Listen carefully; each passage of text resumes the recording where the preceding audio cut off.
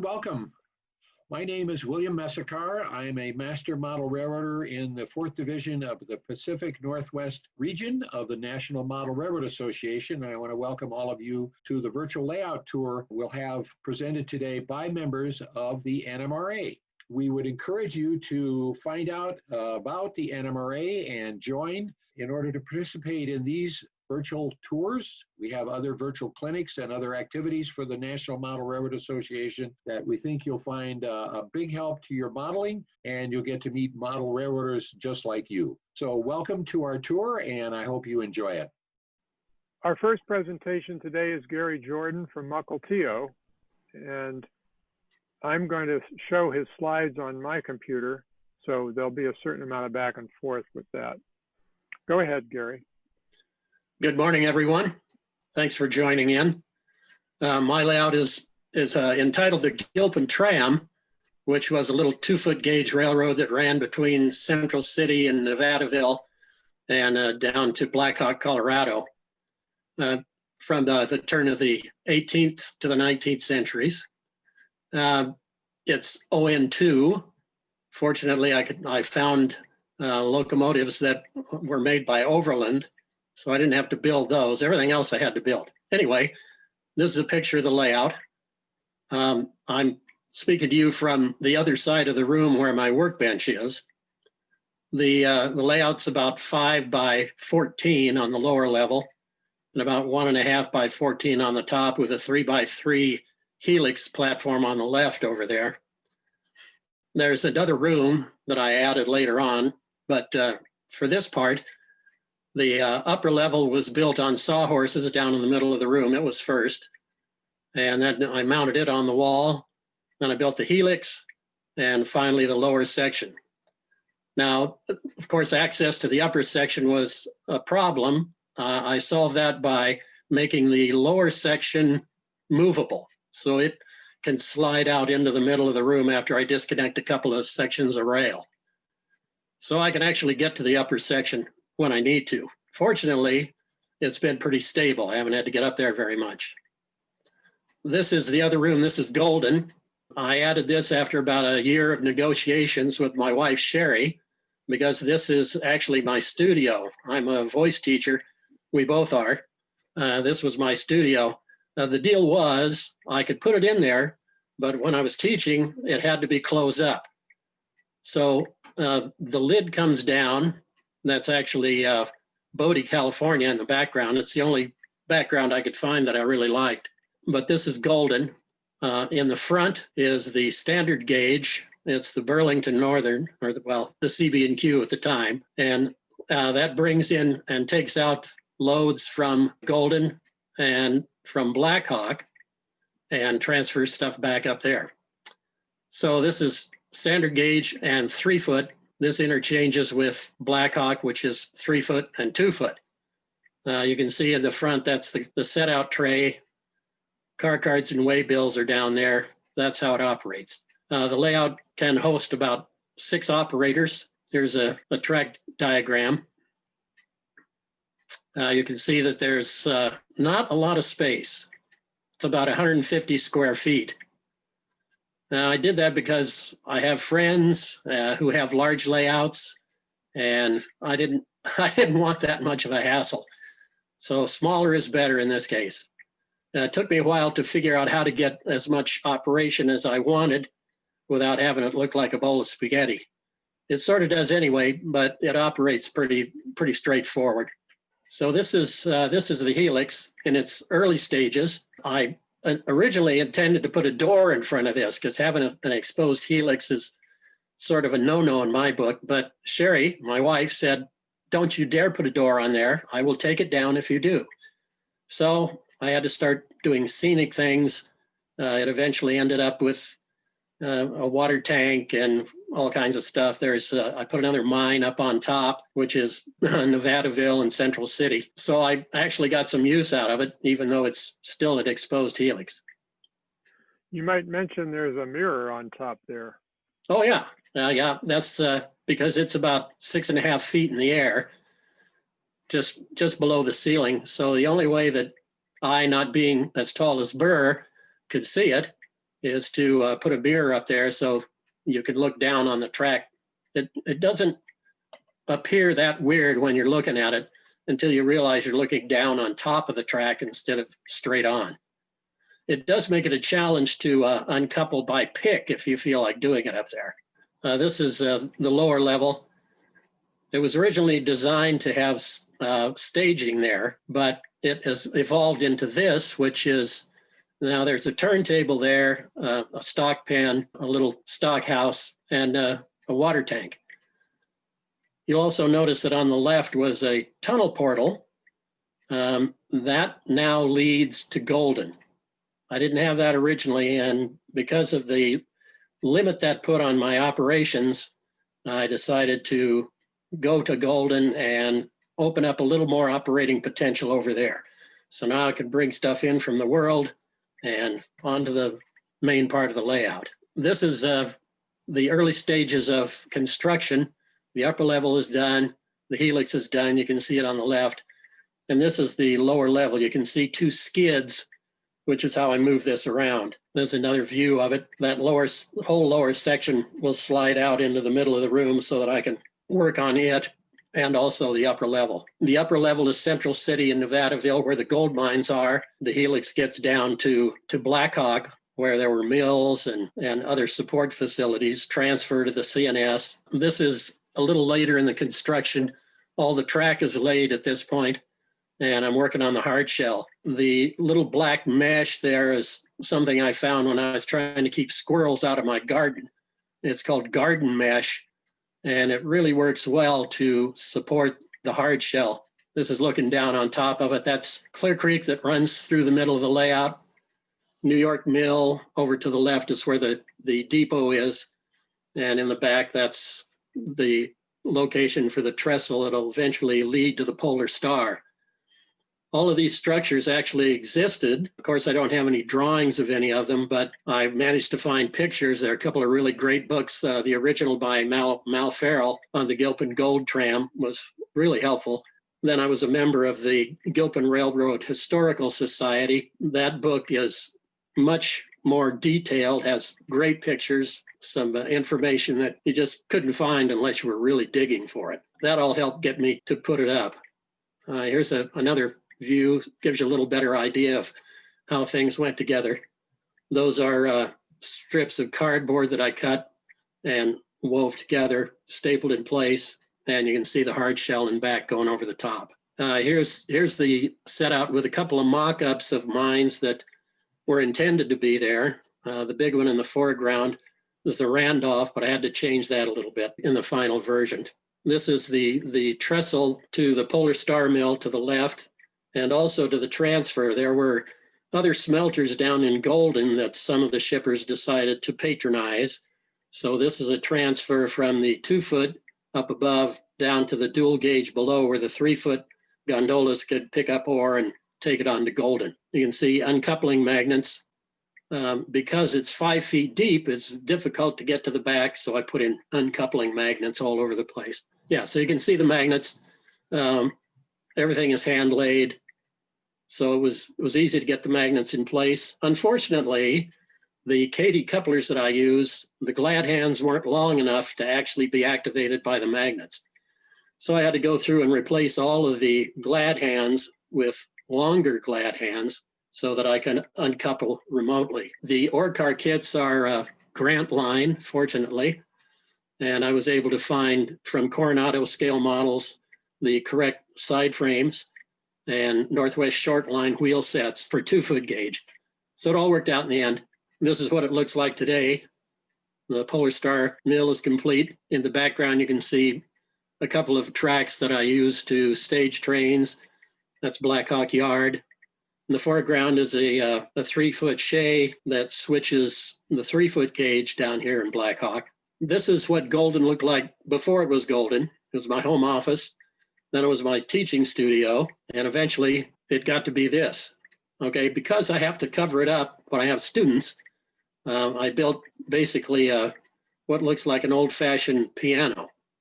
We call it the coffin just for fun, but that's what Golden looks like when it's closed up. Now Sherry built all of the skirting and did a lot of the rock work.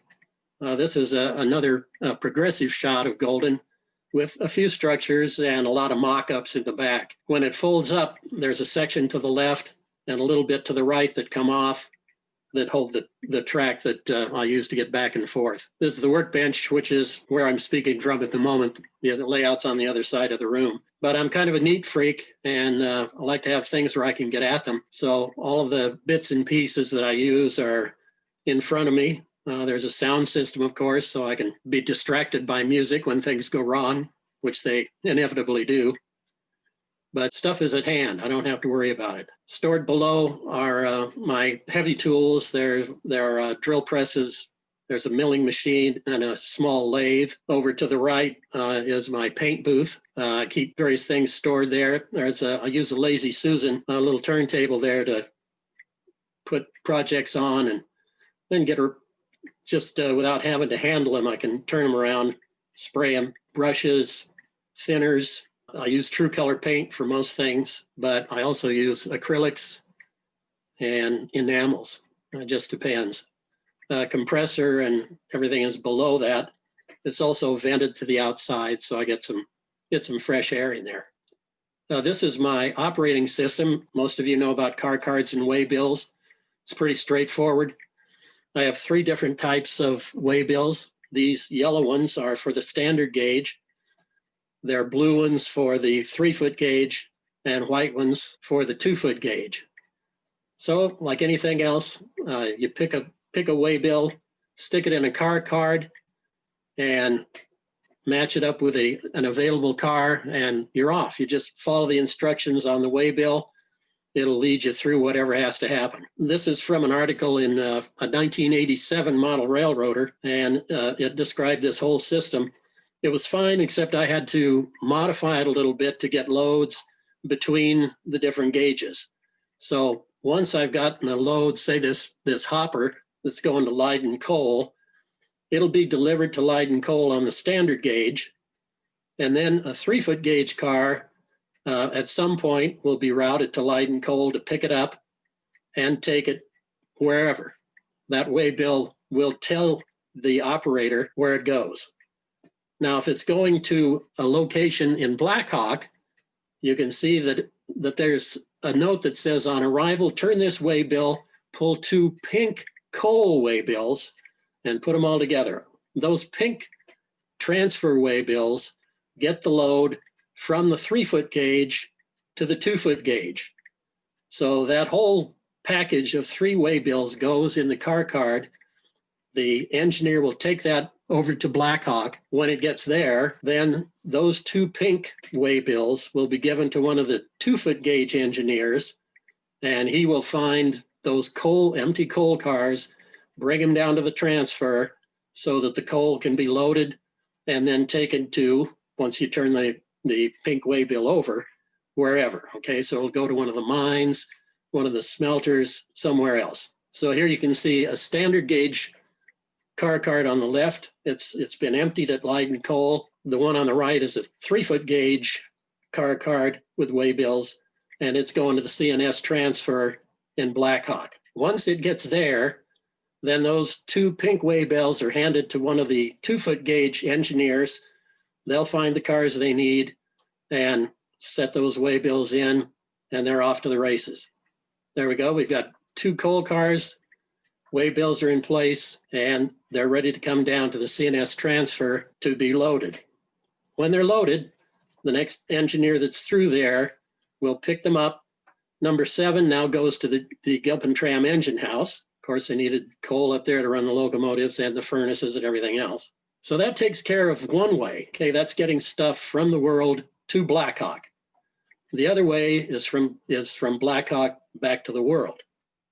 So when the coal car gets to the engine house, then you pull the waybill and the instruction, return to Blackhawk Yard for the empty car. These green transfer waybills request cars, 3-foot gauge cars from Golden to be brought to Blackhawk to be loaded and then taken back to somebody in Golden. So that's pretty much it. Standard car cards and waybills, not a big deal, but it does require the engineers to do all the work because I'm lazy. You guys do the work. It also saves me from having to stage anything because everything, we just pick up from where we left off last time and you just start over. So there's no fast clock. There's no time limit. It's just go at your own speed. Since they're all shays, of course, you're going to go at a very slow speed, but you eventually get there.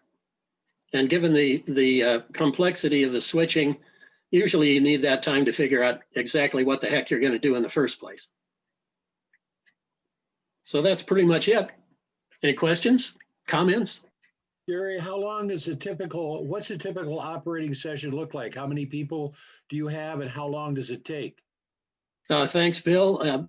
We usually run with 6 operators. There are 4 people in Golden and Blackhawk, or in Blackhawk and Central City, excuse me, and 2 people in Golden. One of them in Golden is the transfer engineer. He brings stuff back and forth between Golden and Blackhawk. The other engineer in Golden runs the standard gauge and the 3-foot gauge with help from the transfer engineer when needed. The 4 people in Blackhawk run 3 of the 2-foot gauge shays, and the other person is the Blackhawk station master. He runs the 3-foot shay, shifting cars around in Blackhawk. The average session usually lasts all day. We'll start in the morning, run for a couple hours, have lunch, and then come back and run until everybody's tired and wants to go home. I like the idea of transferring loads between the gauges, like upsizing them one way and downsizing them the other way. I've never thought of that in an operating scheme, but that sounds like a really fun thing to do. So I guess at one level you can go from the 2-foot to the 3-foot to the standard gauge, right? So have 2 transfers along the way. Yes, that's possible. Mm-hmm. The whole system was based, from my point of view anyway, on what is being produced and consumed and how does it get there. Mm-hmm. So that's the basis of the whole system. Gary, what era are we talking about here? This is 1915.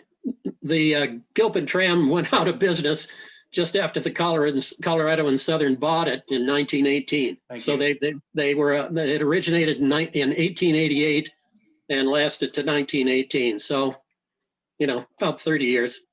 A small window to deal with. That's good. Yeah, they ran out of gold. Gary, I missed your presentation. Actually, I wanted to see your layout back in 2012 as part of the convention. And there's a nice summary in here. In the 8 years that have been sued since then, what kind of things have you done? What kind of improvements have you made? Well, there have been some track realignments. There's some things that were a little too sharp, just didn't work out right. I've added structures. I still have to build a TP sawdust burner, but that's about the last structure on the layout. Everything else is done. The big addition, of course, was Golden to improve the amount of traffic coming through and to give me a little more operating potential. That was the big limitation on the original layout. But it was in place by 2012. There just wasn't anything but track. So maybe this is a good time for you to show us a shay in action. Okay. Do you have my other camera set up? If you'll put that on, we'll do a little operating. Sherry's down here. She'll bring in a 3-foot engine and I'll run a couple of shays.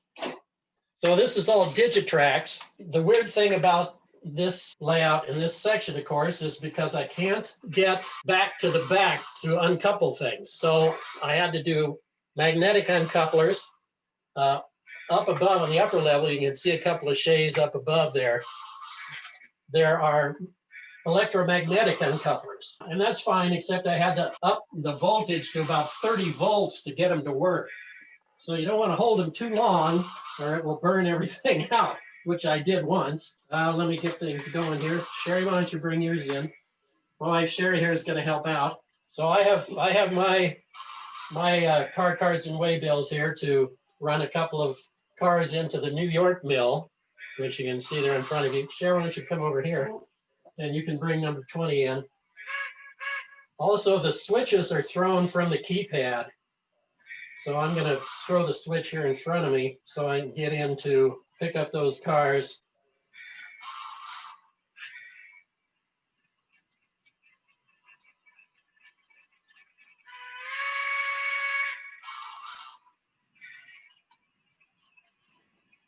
Also, I use braking, which is F11 on the Digitrax keypads.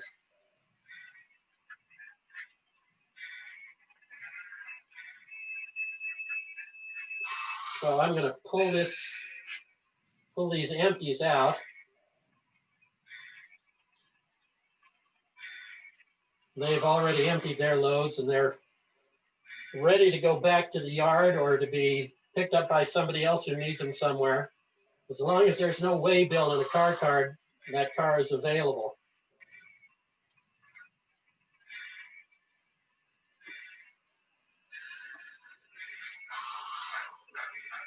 Everything has sound. The original locomotives had a caboose on the back because I didn't have the capability to actually run them consistently. They only have four-wheel pickup, so it was rough. But now I've gotten to the point where I can use keep-alives, and speakers are small enough I can put it in the locomotive. So I'm in a lot better shape. And that's one of the things that I've done to improve the layout over the years, is to go through all of them and put keep-alives in them and get a speaker in the cab instead of in the caboose. So I got rid of all the cabooses that were permanently attached to the locomotives. There you can see Tim Wheeler bringing in a cut of cars from Golden. That's good. All right, so I'm going to throw this switch back and dump these cars that I have. Like any uncoupling magnet, which is right over where these cars are now, you have to give a little slack to the couplers, and then you can pull back. They'll open up, and love the Katy couplers. Then you can push them on out of the way and leave them, which is really handy, especially in the upper level, because there is no way, unless you have very long arms, to be able to get up there to do anything. I know Burr can get up there and do things, but my arms aren't long enough. I'm not tall enough. So we're going to leave those cars so that I can put these back where they are destined to go, which is into the New York mill.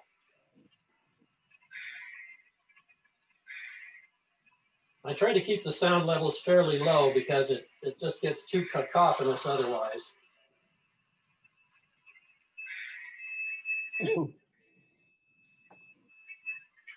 Any questions? Any comments?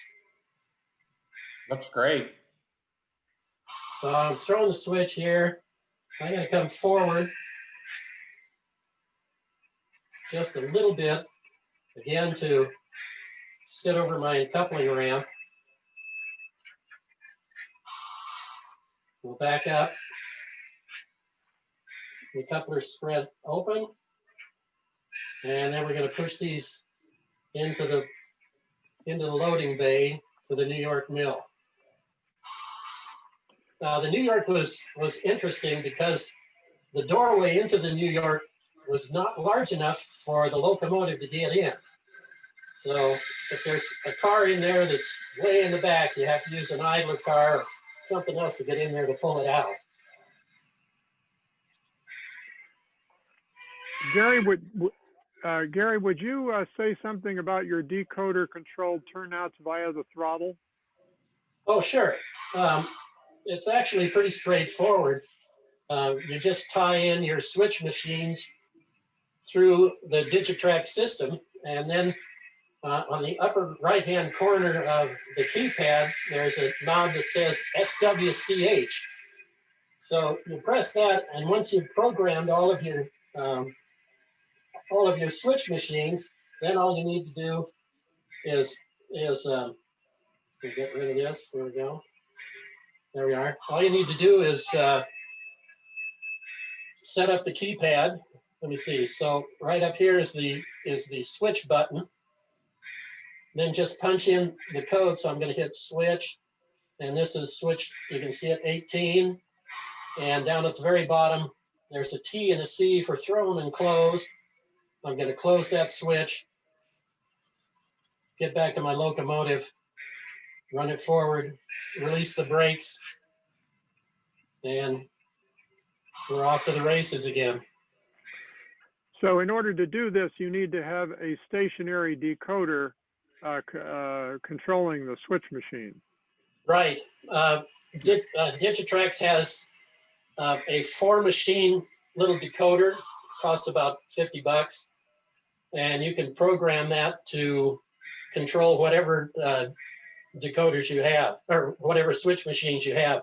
The inexpensive version is just for tortoise or slow motion machines. They have another a PR4, I think, which can also control snap switches, and it again controls 4. These also have logic in them that you can use to indicate to your track plan, if you have it on computer, the route, whether the switch is thrown or closed. It also works with detection and the rest of the panoply of things that are available now electronically, which I think is great.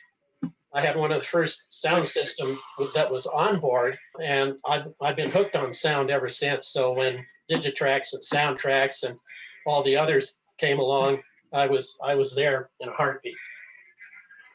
Gary, Rich Blake suggested that you talk a little bit about lessons learned and anything that you would do differently regarding to ops and layout design. Well, because of the way things have evolved electronically, it has just made this a very sweet operation. To be able to control your locomotive, walk around with it, even control it from your cell phone. I've set this up through the web so that if you have engine driver on your cell phone, you can log into my layout and run it with your cell phone. It also, controls switches, everything. It's just like having a handheld controller. Same thing. Actually, I like it better because the signal through the cell phone is a little more robust than the one from the Digitrax controllers. Also, your battery life is a lot longer. The batteries in the Digitrax controllers don't last more than a few hours. The big thing in my book was to set it up for operation originally, so I didn't have to really modify anything once I wanted to operate. Anything about layout design that you want to say? If you make a mistake in your design, you'll pay for it forever. So it's worth taking time to make sure that on paper it looks good and that it's going to do what you want it to do. If you don't, you'll be sorry eventually. I mean, I had to go back and modify some curvatures and straighten things out a little bit when I thought I was being cute. It turned out I was just being dumb. Yeah. So the upper level, for instance, there's some things that I would change up there. You can see that one shay at the very top by a little mine. That's the Queen of the West mine. It's all switchbacks up there. There are no runaround. There's one runaround, but everything else is just switchbacks. On a couple of the mines, like the Queen of the West, the tail track that goes to the tipple is on an incline. Now, I didn't need to do that. I should have made it flat. So I had to come up with a way to hold the cars up there, which I did. But it shouldn't have been necessary. It's just another point of failure. The fewer of those you can engineer in your layout in the beginning, the better off you'll be. Yeah, that's good advice. John Price wants to know, is the 2-foot gauge shay manufactured or scratch built? All the shays were imported by Overland a long time ago. Including the 2-foot gauge? Oh yeah, just the 2-foot gauge. Is that a Gilpin prototype? Yes, they're all absolutely accurate Gilpin prototypes. I tried to do it because I was in S scale originally, and I wanted to see if SN2 would work, which is really great because ON3 track is about 2/100ths too big for SN2. But all of the trucks and everything are really compatible. The problem was there was no rolling stock, there were no locomotives. I built a shay, an SN2 shay, and a couple of ore cars, but it just isn't robust enough to allow the kind of operation that I really wanted. So I had to give up on that idea. That's when I started looking and found the Overland shays and found that Grant Line produced the large ore car kits in O scale. So I was set after that. Everything else I had to scratch build, but that wasn't that big a problem. Question, what are the deck heights in your maximum grade? Maximum grade is 3.5%. That's on the helix, which is just about right. I can take 6 or 7 cars up the hill, which, that's just enough. I don't need any more than that. The deck height is about 5.5 feet on the top and about 40 inches on the bottom. That gives you a chance to look down on everything. I actually designed it so that you could sit down and still see everything on the upper deck. Again, because I'm lazy. Yeah. You're very lazy. We can see that. Oh, yeah. Total waste. Yeah, the tidiness of your workbench really scares me, Gary. I know a lot of people find that disturbing. Yeah. Thanks for having me on. I appreciate it. Thank you, Burr, for all your help. Very nice layout. All right. Thanks, Gary. You bet. Hello again. This is another reminder that this virtual layout tour has been brought to you by members of the 4th Division of the Pacific Northwest region of the National Model Railroad Association. And we hope you've enjoyed it. And we want to encourage you to, again, find out about the NMRA online. Both PNR and NMRA have an excellent website where you can get information about joining and participating in this and other activities like our clinics that are held all over the region. So thank you for joining us today and wish you great modeling.